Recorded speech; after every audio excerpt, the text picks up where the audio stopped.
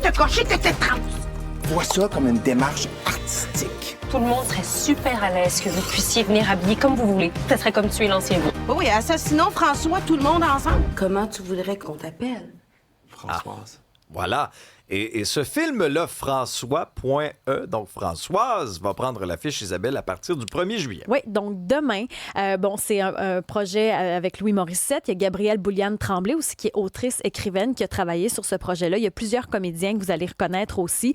Dans cette histoire de cet homme dans la cinquantaine qui pogne plus pantoute en télé, ses projets passent plus, puis à un moment donné, il décide de cocher la case transgenre parce qu'il se dit, personne ne va vérifier, c'est anonyme, ça va peut-être me permettre de séduire quelqu'un. Et il va devoir se prêter au jeu, se placer dans la peau d'une femme trans et de vivre finalement comment les autres se sentent, comment ça se passe, découvrir ce monde-là également. Et Gabrielle a travaillé sur le projet, Gabrielle Bouliane-Tremblay, co-scénariste entre autres du film Françoise. Elle est avec nous ce matin. Bienvenue à l'émission. Bonjour, bon matin. Comment on fait pour aborder ce film-là? Parce que quand on a publié l'affiche, Louis Morissette, entre autres, a partagé l'affiche, il y a des gens qui ont commencé à chialer. Comment on fait pour traiter un film comme ça? Parce que ça reste une comédie romantique, on peut le dire comme ça, avec un sujet qui parfois polarise sur la place publique. Comment vous y en êtes pris? C'est certain qu'au début, moi, j'étais très hésitante face à ce projet-là parce que on a tellement utilisé nos narratifs contre nous, sans nous, des histoires qui rient aussi de nous. Ceci dit, moi, je trouve que François, c'est un film, on pourrait dire, d'appréciation de cette réalité-là au lieu d'appropriation, parce qu'il y a beaucoup de personnes trans impliquées dans le film aussi à l'écran.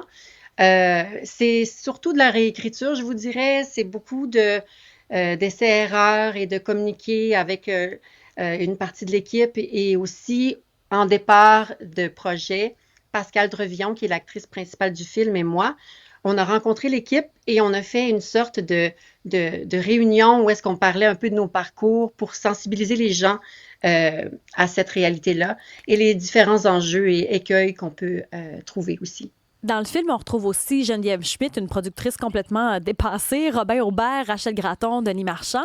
Et on exploite aussi, des fois, les malaises publics, le choix des mots, le mauvais choix de mots, l'impact que ça peut avoir. Vous le jouez, ça aussi, un peu comme ça se vit des fois sur la place publique. Je pense que oui. Je pense que Françoise est un film très conscient de ce qu'il est. C'est-à-dire qu'au départ, on peut avoir des moments où est-ce qu'on grince des dents dans les 20 premières minutes. C'est vraiment l'écho général et c'est intentionnel parce qu'on part du point de vue de Louis, un homme cisgenre dépassé par les conjonctures de son métier, qui va devoir camper un mensonge et aussi être vraiment essayer de se libérer de tout ça. Mais comment? Comment construire une relation authentique avec Sarah, par exemple, quand on construit ça sur un mensonge? Donc, et oui, on désamorce les préjugés à travers le personnage de François. Il y a aussi, on en parle très peu. Dans le film, il y a quand même des scènes de nudité à certains moments. Ça aussi, ça a été abordé parce qu'on est dans la première portion du film où on comprend très mal, où on comprend très peu la réalité. Ça aussi, c'était pertinent pour le film?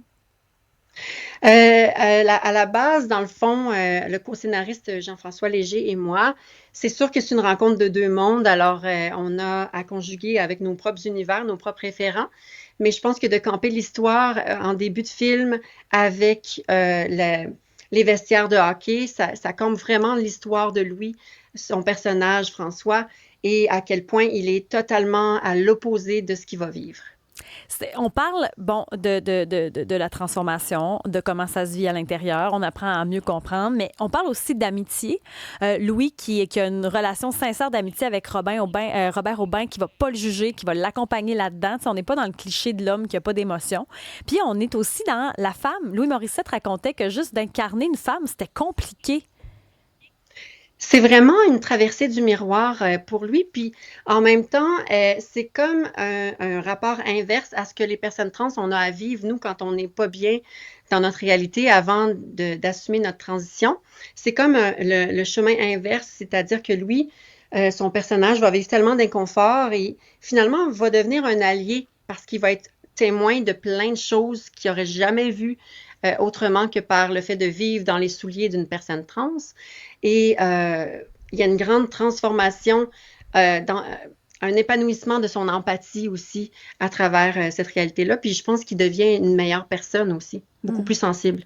Qui vous aimeriez aller chercher avec ce film-là qui prend l'affiche demain? Ben, je pense que c'est tout le monde. Je pense que c'est un film qui s'écoute en gang. Je pense que c'est un film qui va susciter des réactions, des réflexions. On espère que les gens... Ça reste aussi avant tout un divertissement. C'est pas pour rien qu'on l'a placé cet été. C'est parce que ça s'écoute très bien dans cette période de l'année et surtout, je pense que ça va faire jaser et on va vouloir en parler dans le sens que quand on sort du film, j'ai l'impression qu'il y a plein d'autres questions dans notre tête parce que c'est vraiment une amorce vers une nouvelle réalité que le cinéma québécois, on n'est pas vraiment au courant de tout ça, de notre réalité, de notre humanité aussi en tant que personne trans. Et aussi, ça reste une comédie. Ça reste le fun, ça reste joyeux, malgré les choses qui peuvent arriver dans le film. Oui, parce que des fois, on est mal à l'aise, des fois, on rit, des fois, on apprend. Il se passe pas mal d'affaires. Moi, je trouve que ça a été réussi, ce film-là, d'1h30. La longueur est bonne aussi. Gabrielle Bouliane-Tremblay, merci d'être passée à l'émission. Merci beaucoup. Merci Bon beaucoup, été. Gabrielle. Et même Louis Morissette racontait qu'être une femme, là, quand il faisait les scènes sur le bord de la rue, il réalisait à quel point il se faisait pas regarder de la même manière, à quel point c'était compliqué de se raser, mettre la gaine. Il trouvait ça compliqué d'être une femme. Quand même. Dernier tour de table. Qu'est-ce que tu as sur ton radar, Alexandre, aujourd'hui? Bien évidemment, la veille du 1er juillet, là, ce qu'on va surveiller, c'est à quel point les ménages sont capables de trouver ou de ne pas trouver, malheureusement, là, chaussures à leurs pieds. Puis la Coupe du monde qui se poursuit aujourd'hui avec la France à 17h. À la météo, Isabelle, canicule. Avertissement de chaleur partout, des températures qui vont dépasser les 30 degrés, ressenti 40 avec un risque d'orage et d'averse cet après-midi et ce soir et cette nuit. La santé publique est sur un pied d'alerte d'ailleurs. On vous souhaite bien sûr de passer une excellente journée. On vous retrouve avec grand plaisir jeudi matin dès 6h. Salut!